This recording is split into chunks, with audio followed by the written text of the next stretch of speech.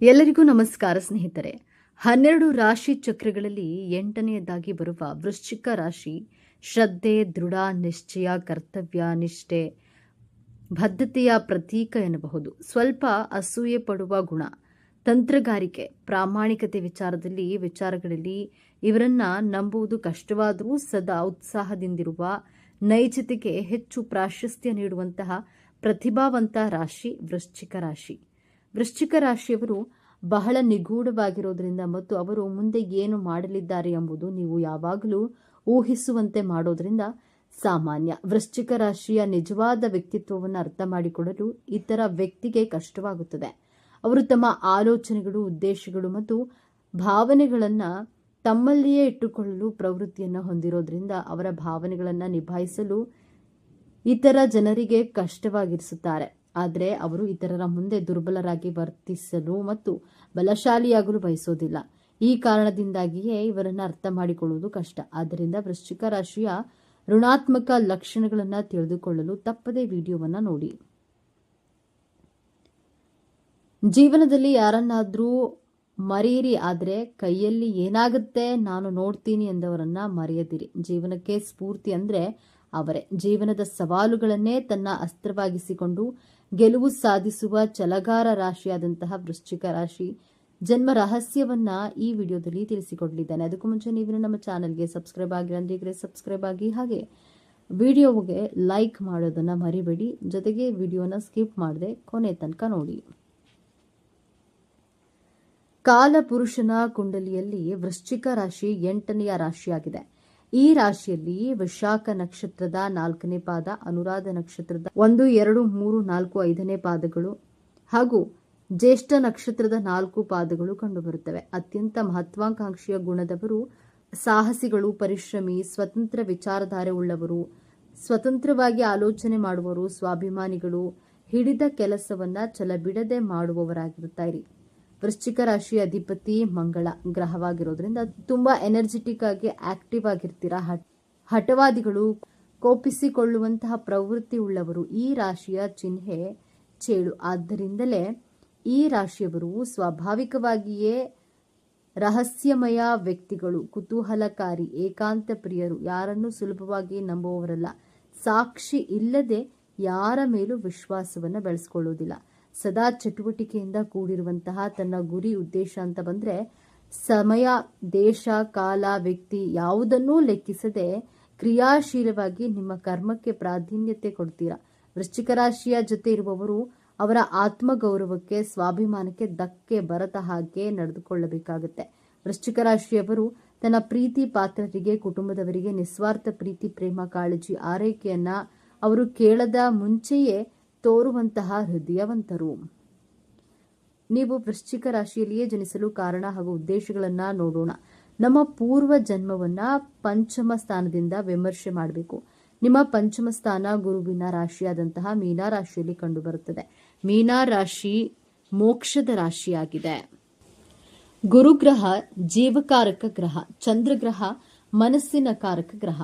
ಧರ್ಮ, ಅರ್ಥ, ಕಾಮ, ಮೋಕ್ಷದ ದೃಷ್ಟಿಯಿಂದ ನೋಡೋದಾದ್ರೆ ಧರ್ಮ ಅಂದ್ರೆ ನಾವು ಆಚರಿಸುವಂತಹ ಸಂಸ್ಕಾರ, ಪದ್ಧತಿಗಳು.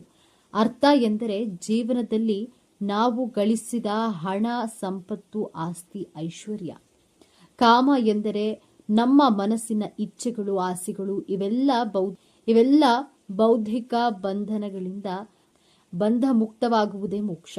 ಈ ದೃಷ್ಟಿಯಿಂದ ವೃಶ್ಚಿಕ ರಾಶಿಯ ಬಗ್ಗೆ ವಿಮರ್ಶೆ ಮಾಡೋದಾದ್ರೆ ವೃಶ್ಚಿಕ ರಾಶಿ ಪ್ರಾಕೃತಿಕ ಕುಂಡಲಿಯ ಅಷ್ಟಮ ಸ್ಥಾನ ಜಲತತ್ವ ರಾಶಿಯಾಗಿದೆ. ಈ ಭೂಮಿಯ ಮೇಲೆ ನಿಮ್ಮ ಜನನವಾಗುವಾಗ ನಿಮ್ಮ ಜೊತೆ ಸಂಕಷ್ಟಗಳನ್ನ, ಸಂಘರ್ಷಗಳನ್ನ ಹೊತ್ತುಕೊಂಡೇ ಹುಟ್ಟಿರ್ತೀರ. ಯಾವುದೇ ಜೀವಿ ಈ ಸೃಷ್ಟಿಯಲ್ಲಿ ಜನಿಸುವ ಮುನ್ನ ಆ ಮಗು ತಾಯಿಯ ಗರ್ಭದಲ್ಲಿ 9 ತಿಂಗಳು ಕಳೆಯುತ್ತೆ. ಆ 9 ತಿಂಗಳು ತಾಯಿಯ ಗರ್ಭದಲ್ಲಿದ್ದಾಗ ಆ ಮಗುವಿಗೆ ಗೊತ್ತಿರೋದಿಲ್ಲ. ಈ ಅಂಧಕಾರದ ಗರ್ಭದಲ್ಲಿ ನಾವು ಯಾಕೆ ಇದ್ದೇನೆ, ಎಲ್ಲಿ ಇದ್ದೀನಿ ಎಂದು ತಿಳಿಯೋದಿಲ್ಲ. ಆ ಅಂಧಕಾರದ ದೃಶ್ಯವನ್ನ ವೃಶ್ಚಿಕ ರಾಶಿ ಎಂದು ಹೇಳಬಹುದು. ತಾಯಿಯ ಗರ್ಭದಿಂದ ಮಗು ಹೊರಗಡೆ ಬರುವಾಗ ಬೆಳಕನ್ನ ನೋಡಿ ಗಾಬರಿಗೊಳ್ಳುತ್ತದೆ. ಆ ಕತ್ತಲೆಯಿಂದ ಹೊರಗಡೆ ಬಂದಾಗ ನಿಮ್ಮ ಭಾಗ್ಯದ ಬಾಗಿಲು ತೆರೆಯುತ್ತೆ. ನೀವು ಹಿಂದಿನ ಜನ್ಮದಲ್ಲಿ ಕತ್ತಲೆಯ ಕಷ್ಟ, ಸಂಕಷ್ಟಗಳನ್ನು ಅನುಭವಿಸಿ ಆ ಕಷ್ಟಗಳಿಂದ ಸಂಘರ್ಷಗಳಿಂದ ಹೊರಗಡೆ ಬರುವಂತಹ ಸಮಯದಲ್ಲಿ ನಿಮ್ಮ ಜೀವನ ಸಮಾಪ್ತಿಯಾಗಿ ನೀವು ಮತ್ತೆ ಹೊಸದಾಗಿ ಈ ವಿಶ್ವದಲ್ಲಿ ವೃಶ್ಚಿಕ ರಾಶಿಯಲ್ಲಿ ಜನಿಸಿರ್ತೀರಾ. ವೃಶ್ಚಿಕ ರಾಶಿಯಲ್ಲಿ ಜನಿಸಿದ ಮೇಲೆ ನಿಮಗೆ ಏನು ಸಿಗುತ್ತೆ ಎಂದು ನೋಡೋಣ. ನಕ್ಷತ್ರದ ಆಧಾರದ ಮೇಲೆ ನೋಡೋಣ. ವೃಶ್ಚಿಕ ರಾಶಿಯಲ್ಲಿ ವಿಶಾಖ ನಕ್ಷತ್ರ, ಅನುರಾಧ ನಕ್ಷತ್ರ, ಜ್ಯೇಷ್ಠ ನಕ್ಷತ್ರ ಕಂಡುಬರುತ್ತೆ. ವಿಶಾಖ ನಕ್ಷತ್ರದ ಅಧಿಪತಿ ಗುರುಗ್ರಹ, ಅನುರಾಧ ನಕ್ಷತ್ರದ ಅಧಿಪತಿ ಶನಿಗ್ರಹ ಹಾಗೂ ಜ್ಯೇಷ್ಠ ನಕ್ಷತ್ರದ ಅಧಿಪತಿ ಬುಧಗ್ರಹ. ನಿಮ್ಮ ಭಾಗ್ಯಾಧಿಪತಿ ಚಂದ್ರ ಗ್ರಹ ನಿಮ್ಮ ಕರ್ಮಸ್ಥಾನದಲ್ಲಿ ಸಿಂಹ ರಾಶಿ ಬರುತ್ತೆ. ನಿಮ್ಮ ಕರ್ಮಾಧಿಪತಿ ಸಾಕ್ಷಾತ್ ಸೂರ್ಯದೇವ. ಸೂರ್ಯ ಎಂದ್ರೆ ಸಾಕ್ಷಾತ್ ಗ್ರಹಗಳ ರಾಜ, ಸಮಯ ಪ್ರಜ್ಞೆ ಉಳ್ಳಂತಹ ಗ್ರಹ. ನಿರಂತರ ಶ್ರಮವಿಲ್ಲದ ಯಾವುದೇ ಭೇದ ಭಾವವನ್ನ ಮಾಡದೆ ಪ್ರಯತ್ನಶೀಲ ಕರ್ಮ ಮಾಡುವಂತಹ ಗ್ರಹವಾಗಿರೋದ್ರಿಂದ ವೃಶ್ಚಿಕ ರಾಶಿಯವರು ಒಂದೇ ಸಮವಾಗಿ ಕೆಲಸ ಮಾಡುವಂತಹ ರಾಶಿಯವರು. ನಿಮ್ಮ ಲಾಭಾಧಿಪತಿಯಾಗಿ ಬುಧಗ್ರಹ ಬರೋದ್ರಿಂದ ತುಂಬಾ ಬುದ್ಧಿವಂತಿಕೆಯಿಂದ ಲೆಕ್ಕಾಚಾರದಿಂದ ನಿಮ್ಮ ಮನಸ್ಸಿನ ಇಚ್ಛೆಗಳನ್ನ ಪೂರೈಸಿಕೊಳ್ಳಲು ಬುಧಗ್ರಹ ನಿಮಗೆ ಸಹಾಯ ಮಾಡುತ್ತೆ.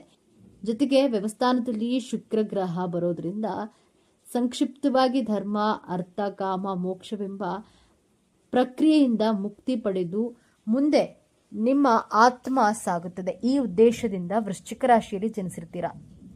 ಸದಾ ಕಾರ್ಯ ಪ್ರವೃತ್ತರಾಗಿರುವಂತಹ ಈಶ್ವರನನ್ನ ಮನಸ್ಸಿನಿಂದ ಆರಾಧಿಸುವ, ಆಧ್ಯಾತ್ಮ ಸೇವಾ ಮಾಡುವ ಉದ್ದೇಶದಿಂದ ಹುಟ್ಟಿರ್ತೀರಾ. ರಾಜಕಾರಣದಲ್ಲಿ ನಿಸ್ವಾರ್ಥ ಸೇವೆ ಮಾಡುವವರು ಹೆಚ್ಚಾಗಿ ಈ ವೃಶ್ಚಿಕ ರಾಶಿಯಲ್ಲಿಯೇ ಜನಿಸಿರ್ತಾರೆ. ಪ್ರಾಕೃತಿಕ ಕುಂಡಲಿಯಿಂದ ನಿಮ್ಮ ಜನ್ಮದ ಉದ್ದೇಶವನ್ನ ತಿಳಿಯಬಹುದು. ವಿಶ್ರಾಂತಿ ಮಾಡುವವರೆಲ್ಲ ನೀವು ನಿಮ್ಮ ಕುಟುಂಬದವರೇ ನಿಮಗೆ ಸಲಹೆ ಕೊಡ್ತಾರೆ. ನಿಮ್ಮ ಕರ್ತವ್ಯಗಳನ್ನು ನಿರ್ವಹಿಸುವುದು ನಿಮ್ಮ ಜೀವನದ ಮೂಲ ಉದ್ದೇಶವಾಗಿದೆ. ವೃಶ್ಚಿಕ ರಾಶಿಯವರು ನಂಬಲು ಅರ್ಹರಲ್ಲ. ವೃಶ್ಚಿಕ ರಾಶಿಯ ಗುಣಲಕ್ಷಣಗಳನ್ನ ನೋಡೋದಾದ್ರೆ ಅವರು ಸಾಕಷ್ಟು ರಹಸ್ಯವಾಗಿರ್ತಾರೆ. ಈ ವಿಚಾರಗಳನ್ನ ಮರೆಮಾಚಲು ಅಥವಾ ರಹಸ್ಯವಾಗಿಡಲು ಅವರ ಸ್ವಭಾವ. ಆದರೆ ನಿಜವಾಗಿಯೂ ಸತ್ಯವನ್ನ ತಿಳಿದುಕೊಳ್ಳಲು ಬಯಸುವವರು ವೃಶ್ಚಿಕ ರಾಶಿಯವರೊಂದಿಗೆ ಸ್ವಲ್ಪ ಸಮಯವನ್ನು ಕಳೆದರೆ ಅವರು ನಿಜವಾಗಿ ಏನೆಂದು ತಿಳಿಯುತ್ತೆ. ವೃಶ್ಚಿಕ ರಾಶಿಯವರು ಮಾತಿನ ಮಲ್ಲರು. ಅವರು ಮಾಡುವ ನಿರ್ಧಾರಕ್ಕೆ ಬದ್ಧರಾಗಿರ್ತಾರೆ. ನಿಜವಾಗಿಯೂ ಅವರು ಇತರರ ವೈಯಕ್ತಿಕತೆಯನ್ನ ಗೌರವಿಸ್ತಾರೆ ಹಾಗೂ ಇತರರೊಂದಿಗೆ ಅದನ್ನೇ ಬಯಸ್ತಾರೆ. ವೃಶ್ಚಿಕ ರಾಶಿಯವರು ಭಾವನಾತ್ಮಕವರಲ್ಲ. ಇದು ವೃಶ್ಚಿಕ ರಾಶಿಯವರ ಬಗ್ಗೆ ಮತ್ತೊಂದು ಆಧಾರರಹಿತ ಸುಳ್ಳು. ಹೆಚ್ಚಿನ ಜನರು ಇವರಿಗೆ ಭಾವನೆಗಳೇ ಇಲ್ಲ ಎಂದು ಭಾವಿಸ್ತಾರೆ, ಆದರೆ ಅದು ಅವರ ಸ್ವಭಾವದ ಕಾರಣದಿಂದಾಗಿರಬಹುದು. ವೃಶ್ಚಿಕ ರಾಶಿಯವರು ನಿಮ್ಮನ್ನು ನಂಬಲು ಮತ್ತು ನಿಮ್ಮೊಂದಿಗೆ ಆತ್ಮೀಯವಾಗಿರಲು ಕೆಲವು ಸಮಯ ತೆಗೆದುಕೊಳ್ಳಬಹುದು. ಆದರೆ ಒಮ್ಮೆ ಅವರು ನಿಮ್ಮೊಂದಿಗೆ ಸ್ನೇಹಿತರಾದರೆ ಅವರು ಭಾವನೆಗಳ ತೆರೆದ ಪುಸ್ತಕದಂತೆ. ಪ್ರತಿಯೊಬ್ಬರೂ ಭಾವನೆಗಳನ್ನು ಹೊಂದಿರ್ತಾರೆ, ಆದರೆ ಅದು ವ್ಯಕ್ತಿಯಿಂದ ವ್ಯಕ್ತಿಗೆ ಭಿನ್ನವಾಗಿರುತ್ತೆ. ಆದ್ದರಿಂದಲೇ ಪುಸ್ತಕವನ್ನ ಅದರ ಮುಖಪುಟದಿಂದ ಎಂದೂ ನಿರ್ಣಯಿಸಬೇಡಿ ಎಂದು ಹೇಳುವುದು. ನೀವು ವೃಶ್ಚಿಕ ರಾಶಿಯವರನ್ನ ಭೇಟಿಯಾದಾಗ ಅವರು ನಿಮ್ಮೊಂದಿಗೆ ಸುತ್ತಾಡಿ ಆನಂದಿಸಿದ್ರು ವಾಸ್ತವವಾಗಿ ಅವರು ಏಕಾಂಗಿಯಾಗಿ ಸಮಯ ಕಳೆಯಲು ಇಷ್ಟಪಡ್ತಾರೆ. ಅವರು ತಮ್ಮೊಳಗೆ ಇರಲು ಇಷ್ಟಪಡ್ತಾರೆ. ತುಂಬ ಸ್ಪಷ್ಟವಾಗಿ ಹೇಳೋದಾದರೆ ಅವರು ಅಷ್ಟು ಸಾಮಾಜಿಕವಲ್ಲ. ಅವರು ಪಾರ್ಟಿಗಳು, ಆಚರಣೆಗಳಿಗೆ ಹೋಗೋದನ್ನು ಅಷ್ಟಾಗಿ ಇಷ್ಟಪಡುವುದಿಲ್ಲ. ಅದಕ್ಕಾಗಿಯೇ ಇವರನ್ನ ರಹಸ್ಯವಾಗಿರುವವರು ಎಂದು ಬಿಂಬಿಸಲಾಗಿದೆ. ವಾಸ್ತವವಾಗಿ ವೃಶ್ಚಿಕ ರಾಶಿಯವರು ಧ್ಯಾನದ ಸಮಯವನ್ನು ಕಳೆಯುವಂಥವರು. ಆಧ್ಯಾತ್ಮಿಕವಾಗಿ ತಮ್ಮ ಆಂತರಿಕ ಆತ್ಮದೊಂದಿಗೆ ಸಂಪರ್ಕ ಸಾಧಿಸುವವರು. ಇವರು ಸಂಗೀತ, ಧ್ಯಾನ, ಪ್ರಾರ್ಥನೆ, ಈಜು ಅಥವಾ ನಿದ್ದೆ ಮಾಡ್ತಿದ್ದರೂ ತಮ್ಮ ಆಲೋಚನೆಗಳೊಂದಿಗೆ ಏಕಾಂಗಿಯಾಗಿರಲು ಅವಕಾಶಗಳನ್ನು ಬಯಸ್ತಾರೆ. ಇದು ಇತರರ ಪ್ರಕಾರ ಅವರ ದೌರ್ಬಲ್ಯ. ವೃಶ್ಚಿಕ ರಾಶಿಯವರು ವಿಮರ್ಶಕರು. ವೃಶ್ಚಿಕ ರಾಶಿಯವರು ವಿಮರ್ಶಕರು ಎಂದು ಯಾರಾದರೂ ಭಾವಿಸಿದರೆ ಅದು ನಿಜಕ್ಕೂ ತಮಾಷೆಯ ಸಂಗತಿ ಎಂದೇ ಹೇಳಬಹುದು. ಯಾಕಂದರೆ ಬೇರೆಯವರು ಏನಾದರೂ ತಪ್ಪು ಮಾಡ್ತಿದ್ರೆ ವೃಶ್ಚಿಕ ರಾಶಿಯವರು ಖಂಡಿತವಾಗಿ ತಡೆಯುತ್ತಾರೆ. ಇದರರ್ಥ ಅವರು ಎಲ್ಲರನ್ನ ನಿರ್ಣಯಿಸ್ತಾರೆ ಎಂದಲ್ಲ, ಅವರು ಸಲಹೆಯನ್ನು ಮಾತ್ರ ನೀಡ್ತಾರೆ. ವೃಶ್ಚಿಕ ರಾಶಿ ಚೇಡಿನ ಸಂಕೇತವಾಗಿದ್ದು ಅವರು ಯಾವುದೇ ಭಯವಿಲ್ಲದೆ ಬಹಿರಂಗವಾಗಿ ಮಾತನಾಡುವುದನ್ನು ನಂಬ್ತಾರೆ. ವೈದಿಕ ಜ್ಯೋತಿಷ್ಯ ಶಾಸ್ತ್ರದ ಪ್ರಕಾರ 2026ರಲ್ಲಿ ವೃಶ್ಚಿಕ ರಾಶಿಯವರಿಗೆ ಯಾವ ಫಲಗಳಿವೆ, ಉದ್ಯೋಗ ರಂಗ, ವೈಯಕ್ತಿಕ ಬದುಕು, ಕೌಟುಂಬಿಕ ಜೀವನ, ಪ್ರೀತಿ ಪ್ರೇಮ ಹೇಗಿರಲಿದೆ, ಈ ವಿಷಯಗಳನ್ನು ಗಮನದಲ್ಲಿಟ್ಕೊಂಡು ವೃಶ್ಚಿಕ ರಾಶಿಯವರಿಗೆ 2026 ಹೇಗಿರಲಿದೆ ಅನ್ನೋದರ ವಾರ್ಷಿಕ ರಾಶಿಫಲ ನೋಡೋಣ ಬನ್ನಿ. ಅದಕ್ಕೂ ಮುಂಚೆ ನೀವಿನ್ನು ನಮ್ಮ ಚಾನೆಲ್ಗೆ ಸಬ್ಸ್ಕ್ರೈಬ್ ಆಗಿಲ್ಲ ಅಂದ್ರೆ ಈಗಲೇ ಸಬ್ಸ್ಕ್ರೈಬ್ ಆಗಿ ಹಾಗೆ ವಿಡಿಯೋಗೆ ಲೈಕ್ ಮಾಡಿ ವಿಡಿಯೋವನ್ನ ಸ್ಕಿಪ್ ಮಾಡದೆ ಕೊನೆ ತನಕ ನೋಡಿ. ಮೊದಲಿಗೆ ವೃಶ್ಚಿಕ ರಾಶಿಯವರ ಜಾಬ್ ಹಾಗೂ ಬಿಸ್ನೆಸ್ ಬಗ್ಗೆ ನೋಡೋಣ. 2026ರಲ್ಲಿ ಉದ್ಯೋಗ ಕ್ಷೇತ್ರದಲ್ಲಿ ನಿಮಗೆ ಹೊಸ ಅವಕಾಶಗಳು ದೊರೆಯುವಂತಹ ಸಾಧ್ಯತೆ ಹೆಚ್ಚಾಗಿ ತೋರಿಸ್ತಾ ಇದೆ. ಪ್ರಮೋಷನ್ ಹಾಗೂ ಹೊಸ ಜಾಬ್ ಸಿಗುವಂತಹ ಅವಕಾಶಗಳಿಗೆ ವ್ಯವಹಾರದಲ್ಲಿ ಹೊಸ ಹೂಡಿಕೆ ಮಾಡಲು ಮಧ್ಯ ವರ್ಷದಿಂದ ಸಮಯ ಅತ್ಯುತ್ತಮವಾಗಿದೆ. ಹಳೆಯ ಸಾಲಗಳು ಹೀಗೆ ಹಂತ ಹಂತವಾಗಿ ತೀರಿಸುತ್ತೀರಾ. ಆದರೆ ಕೋಪರೇಷನ್ ಅಥವಾ ಪಾರ್ಟ್ನರ್ಶಿಪ್ನೊಂದಿಗೆ ಸ್ವಲ್ಪ ಅಸಮಾಧಾನ ಬರಬಹುದು. ಶಾಂತವಾಗಿ ಕೆಲಸ ಕಾರ್ಯಗಳನ್ನು ನಿರ್ವಹಿಸಿದ್ರೆ ಲಾಭ ನಿಮಗೆ ಸಿಗಲಿದೆ. 2026ರ ವೇಳೆಗೆ ಹಣಕಾಸಿನ ಪರಿಸ್ಥಿತಿಗಳು ದೃಢವಾಗುತ್ತದೆ. ವರ್ಷದ ಆರಂಭದಲ್ಲಿ ಖರ್ಚು ಸ್ವಲ್ಪ ಹೆಚ್ಚಾಗಬಹುದು. ಕುಟುಂಬದ ಕಾರ್ಯಗಳು, ವಾಹನ ಅಥವಾ ಮನೆಗಳಿಗೆ ಸಂಬಂಧಿಸಿದಂತಹ ಖರ್ಚು ವೆಚ್ಚದಲ್ಲಿ ವ್ಯಯ ಹೆಚ್ಚಾಗುತ್ತದೆ. ಮಧ್ಯ ವರ್ಷದಿಂದ ಗುರುಗ್ರಹದ ಆಶೀರ್ವಾದದಿಂದ ಹಣದ ಹರಿವು ಹೆಚ್ಚಾಗಲಿದೆ ಹಾಗೂ ಉತ್ತಮಗೊಳ್ಳುತ್ತದೆ. ಹಳೆಯ ಸಾಲ ತೀರಿಸಲು ಅಥವಾ ಹೊಸ ಹೂಡಿಕೆಗಳನ್ನು ಮಾಡಲು ಸರಿಯಾದಂತಹ ಸಮಯ ಇದಾಗಿರುತ್ತದೆ. ರಿಯಲ್ ಎಸ್ಟೇಟ್ ಅಥವಾ ಲ್ಯಾಂಡ್ ಇನ್ವೆಸ್ಟ್ಮೆಂಟ್ ಮಾಡಿದರೆ ಮುಂದಿನ ವರ್ಷದಿಂದ ಫಲ ಹೆಚ್ಚಾಗಿ ದೊರೆಯಲಿದೆ. ಒಂದು ದೊಡ್ಡ ಆರ್ಥಿಕ ಪ್ರಗತಿಯನ್ನ ಕಾಣುತ್ತೀರಾ. ವೃಶ್ಚಿಕ ರಾಶಿಯವರ ಪ್ರೀತಿ ಹಾಗೂ ವೈವಾಹಿಕ ಜೀವನ 2026ರಲ್ಲಿ ಹೇಗಿರಲಿದೆ ಎಂದು ನೋಡೋದಾದ್ರೆ, ವಿವಾಹಿತರ ಜೀವನದಲ್ಲಿ ಈ ವರ್ಷ ಹೆಚ್ಚು ಸಹಕಾರ ಹಾಗೂ ಬಾಂಧವ್ಯ ಹೆಚ್ಚಾಗುತ್ತದೆ. ಒಬ್ಬರನ್ನೊಬ್ಬರು ಅರ್ಥ ಮಾಡಿಕೊಳ್ಳುವಂತಹ ಶಕ್ತಿ ಹೆಚ್ಚಾಗಲಿದೆ. ಪ್ರೀತಿಯಲ್ಲಿ ಇರುವವರು ವರ್ಷದ ಮಧ್ಯದಲ್ಲಿ ಮದುವೆಯ ಯೋಗವನ್ನ ಕಾಣಬಹುದು. ಆದರೆ ಚಿಕ್ಕ ಚಿಕ್ಕ ಅಸಮಾಧಾನಗಳು, ವೈಮನಸ್ಸುಗಳು ಉಂಟಾಗಬಹುದು. ಆದ್ದರಿಂದ ಶಾಂತವಾಗಿ ಇರಬೇಕು. ಹೊಸ ಸಂಬಂಧ ಬೆಳೆಸುವ ಮೊದಲು ಸುದೀರ್ಘವಾದಂತಹ ಯೋಜನೆಗಳನ್ನ ಮಾಡಬೇಕು. ಒಟ್ಟಾರೆ ಪ್ರೀತಿಯ ಜೀವನ ಯಶಸ್ವಿಯಾಗಿ ಸಾಗಲಿದೆ. 2026ರಲ್ಲಿ ಕುಟುಂಬದಲ್ಲಿ ಇದ್ದಂತಹ ಹಳೆಯ ಗಲಾಟೆಗಳು, ಕಲಹಗಳು ನಿವಾರಣೆಯಾಗುವಂತಹ ಸಾಧ್ಯತೆ ಹೆಚ್ಚಾಗಿ ತೋರಿಸ್ತಾ ಇದೆ. ಸಂತಾನ ಭಾಗ್ಯ ಉತ್ತಮವಾಗಿದೆ. ಮಕ್ಕಳ ವಿದ್ಯಾಭ್ಯಾಸ ಹಾಗೂ ಸಾಧನೆ ಸಂತೋಷವನ್ನ ತಂದುಕೊಡಲಿದೆ. ಮನೆಗೆ ಹೊಸ ಸದಸ್ಯರ ಆಗಮನ ಆಗುವಂತಹ ಯೋಗವೂ ಇದೆ. ಸ್ನೇಹಿತರ ಸಹಕಾರ ಹಾಗೂ ಸಾಮಾಜಿಕ ಪ್ರಭಾವ ಹೆಚ್ಚಾಗಲಿದೆ. ಆದರೆ ಪೋಷಕರ ಆರೋಗ್ಯದ ಬಗ್ಗೆ ಜಾಗೃತಿಯನ್ನು ವಹಿಸಬೇಕು. ವೃಶ್ಚಿಕ ರಾಶಿಯವರ ಆರೋಗ್ಯ ಹಾಗೂ ಮಾನಸಿಕ ಸ್ಥಿತಿಗಳ ಬಗ್ಗೆ ನೋಡೋಣ. ಆರಂಭದಲ್ಲಿ ನಿದ್ರೆ ಮತ್ತು ಮಾನಸಿಕ ಒತ್ತಡ ಹೆಚ್ಚಾಗಬಹುದು. ಜಿಮ್ ಅಥವಾ ಯೋಗಾಭ್ಯಾಸ ಮಾಡಿದರೆ ಹೆಚ್ಚು ಲಾಭ. ರಕ್ತದೊತ್ತಡ, ಬಿಪಿ ಹೆಚ್ಚಾಗುವಂತಹ ಸಾಧ್ಯತೆ ಅಥವಾ ಶೀತದ ಸಮಸ್ಯೆಗಳು, cold and cough related issues face ಮಾಡಬೇಕಾಗತ್ತೆ. ಆದರೆ ಮಧ್ಯ ವರ್ಷದಿಂದ ಆರೋಗ್ಯದಲ್ಲಿ ಸುಧಾರಣೆಯನ್ನ ಕಾಣ್ತೀರಾ. ದೈಹಿಕ ಶಕ್ತಿಯು ಹೆಚ್ಚಾಗಿ, ಆತ್ಮವಿಶ್ವಾಸವು ಮತ್ತೆ ಬರುತ್ತದೆ. 2026ರಲ್ಲಿ ವೃಶ್ಚಿಕ ರಾಶಿಯವರ ವಿದ್ಯಾಭ್ಯಾಸ ಹೇಗಿದೆ ಅಂತ ನೋಡೋಣ. ವಿದ್ಯಾರ್ಥಿಗಳಿಗೆ ಇದು ಪರೀಕ್ಷೆಯಲ್ಲಿ ಜಯದ ವರ್ಷವಾಗಿದೆ. ಪ್ರಯತ್ನ ಮಾಡಿದರೆ ಫಲ ಖಚಿತ ದೊರೆಯಲಿದೆ. ವಿದೇಶದಲ್ಲಿ ಓದುವಂತಹ ಅಥವಾ ಸಂಶೋಧನೆ ಮಾಡಲು ಆಸೆ ಇದ್ದರೆ ಮಧ್ಯ ವರ್ಷದಿಂದ ಅತ್ಯುತ್ತಮ ಸಮಯ. ಕಲಾಕ್ಷೇತ್ರ, ಸೈನ್ಸ್ ಹಾಗೂ ಟೆಕ್ನಿಕಲ್ ವಿಚಾರಗಳಲ್ಲಿ ವಿಶೇಷ ಸಾಧನೆಯನ್ನ ಮಾಡ್ತೀರಾ. ಆದರೆ ಮೊಬೈಲ್ ಇಂದ ತೊಂದರೆ ಆಗುವಂತಹ ಸಾಧ್ಯತೆ ಇದೆ. ಆದ್ದರಿಂದ ಮೊಬೈಲ್ ಇಂದ ಆದಷ್ಟು ದೂರವಿರಿ. ವಿದೇಶ ಪ್ರಯಾಣ ಹೇಗಿದೆ ಅಂತ ನೋಡೋದಾದ್ರೆ, ಗುರು ಹಾಗೂ ರಾಹು ಗ್ರಹಗಳ ಚಲನೆಯಿಂದ ವಿದೇಶ ಪ್ರಯಾಣ ಯೋಗ ಚೆನ್ನಾಗಿದೆ. ವಿಶೇಷವಾಗಿ ಐಟಿ, ಮೆಡಿಕಲ್ ಅಥವಾ ಎಜುಕೇಶನಲ್ ಫೀಲ್ಡ್ ನಲ್ಲಿ ಇರುವವರು ವಿದೇಶದಲ್ಲಿ ಅವಕಾಶಗಳನ್ನು ಪಡೆಯುತ್ತೀರಾ. ಮಧ್ಯ ವರ್ಷದಿಂದ ಪ್ರಯಾಣದ ಯೋಜನೆ ಯಶಸ್ವಿಯಾಗುವಂತಹ ಸಾಧ್ಯತೆಗಳು ತೋರಿಸ್ತಾ ಇದೆ. ಆದರೆ ಟ್ರಾವೆಲ್ ಡಾಕ್ಯುಮೆಂಟೇಶನ್ ನಲ್ಲಿ ವಿಳಂಬ ಆಗಬಹುದು ಅಥವಾ ತೊಂದರೆ ಬರುವಂತಹ ಸಾಧ್ಯತೆ ಇದೆ. ಜಾಗೃತಿಯನ್ನು ವಹಿಸಬೇಕು. 2026ರಲ್ಲಿ ನಿಮ್ಮ ಜೀವನದಲ್ಲಿ ಆಧ್ಯಾತ್ಮಿಕ ಜಾಗೃತಿ ಮೂಡಲಿದೆ. ಈ ವರ್ಷ ನಿಮ್ಮ ಜೀವನದಲ್ಲಿ ಆಧ್ಯಾತ್ಮಿಕ ಜಾಗೃತಿ ಹೆಚ್ಚಾಗುತ್ತೆ. ಧ್ಯಾನ, ಯೋಗ, ದೇವಾಲಯಗಳ ಸೇವೆ ಇವುಗಳಿಂದ ಮನಸ್ಸಿಗೆ ನೆಮ್ಮದಿ, ಶಾಂತಿ ಸಿಗುತ್ತೆ. ಶನಿಗ್ರಹ ಮೀನ ರಾಶಿಯಲ್ಲಿರೋದ್ರಿಂದ ಹಿಂದಿನ ಕರ್ಮದ ಫಲಗಳು ನಿಧಾನವಾಗಿ ದೊರೆಯುತ್ತವೆ.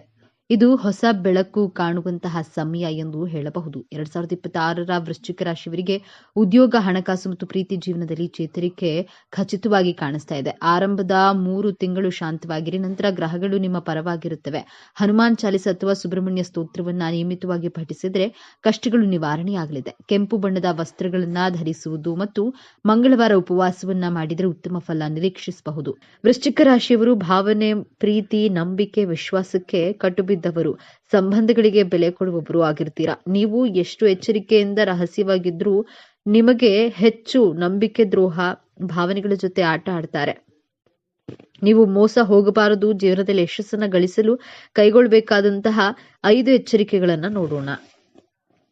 ಮೊದಲನೆಯ ಎಚ್ಚರಿಕೆ, ದೇವರು ಒಬ್ಬ ವ್ಯಕ್ತಿಯನ್ನ ನಿಮ್ಮ ಜೀವನದಿಂದ ದೂರ ಮಾಡಿದ್ದೆ. ಆದರೆ ದೇವರು ಒಬ್ಬ ವ್ಯಕ್ತಿಯನ್ನ ನಿಮ್ಮಿಂದ ದೂರ ಮಾಡಿದ್ದಾರೆ ಅಂದ್ರೆ ಆ ವ್ಯಕ್ತಿಗೆ ನಿಮ್ಮ ಜೊತೆ ಬದುಕಲು ಯೋಗ್ಯತೆ ಇಲ್ಲ. ಆ ವ್ಯಕ್ತಿಯಿಂದ ನಿಮ್ಮನ್ನ ಆ ದೇವರೇ ಕಾಪಾಡಿದ್ದಾರೆ ಅಂದುಕೊಳ್ಳಿ. ಬಿಟ್ಟು ಹೋದವರಿಗಾಗಿ ನಿಮ್ಮ ಕಣ್ಣೀರು, ನಿಮ್ಮ ಪ್ರೀತಿ, ಟೈಮ್ ಅನ್ನ ಯಾವತ್ತಿಗೂ ವೇಸ್ಟ್ ಮಾಡೋದಿಲ್ಲ ಎಂಬಂತಹ ದೃಢವಾದ ಸಂಕಲ್ಪವನ್ನು ಮಾಡಿ. ಪ್ರೀತಿಯಲ್ಲಿ ಆಗಲಿ, ಸ್ನೇಹದಲ್ಲೇ ಆಗಲಿ, ಹಣದ ವಿಚಾರದಲ್ಲಿಯೇ ಆಗಲಿ, ಮೋಸ ಆದಾಗ ಮತ್ತೊಮ್ಮೆ ಮೋಸ ಹೋಗದ ಹಾಗೆ ಎಚ್ಚರಿಕೆಯನ್ನ ವಹಿಸಬೇಕಾದದ್ದು ನಮ್ಮ ಕರ್ತವ್ಯ. ನಿಮ್ಮ ಜೀವನದಿಂದ ದೂರವಾದಂತಹ ವ್ಯಕ್ತಿಗಳು ಮತ್ತೆ ನಿಮ್ಮ ಜೀವನದಲ್ಲಿ ಹಿಂದಿರುಗಿ ಬಂದ್ರೆ ನಂಬಬಾರದೆಂಬ ಸಂಕಲ್ಪವನ್ನ ಮಾಡಿ. ಮತ್ತೆ ಆ ವ್ಯಕ್ತಿಯನ್ನ ನಂಬಿದ್ರೆ ಮತ್ತೆ ನಿಮಗೆ ನಂಬಿಕೆ ದ್ರೋಹವನ್ನ ಮಾಡ್ತಾರೆ. ನಿಮ್ಮ ಎಮೋಷನ್ಸ್ ಎಮೋಷನ್ಸ್ ಜೊತೆ ಆಟ ಆಡ್ತಾರೆ. ಆದ್ದರಿಂದ 2ನೇ ಬಾರಿ ಯಾರನ್ನೂ ನಂಬೋದಕ್ಕೆ ಹೋಗಬೇಡಿ.